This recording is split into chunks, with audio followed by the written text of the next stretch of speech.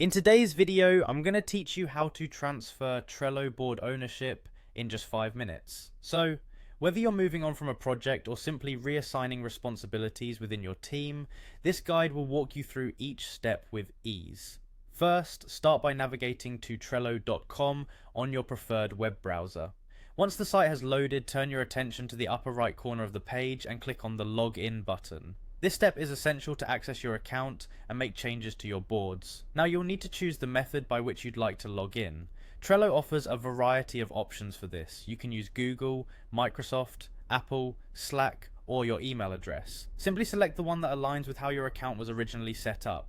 A quick tip here, always ensure you're logging into the account that currently holds the ownership of the boards you're aiming to transfer. This is crucial to avoid any mix-up during the transfer process.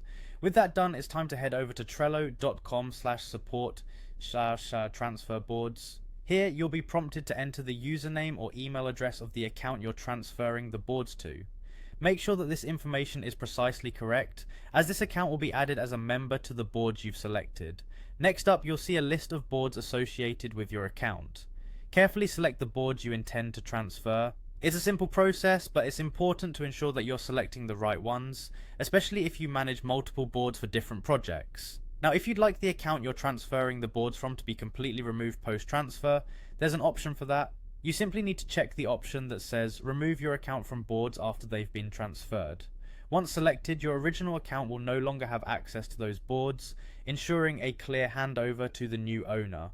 Once you're satisfied with your selection and have double checked everything, go ahead and click on the Transfer Boards button. This action will add the new account as a member to the selected boards, effectively transferring ownership. That's it, you've successfully transferred Trello board ownership. Just like that, in a few straightforward steps, you've managed to reassign responsibilities without a hitch.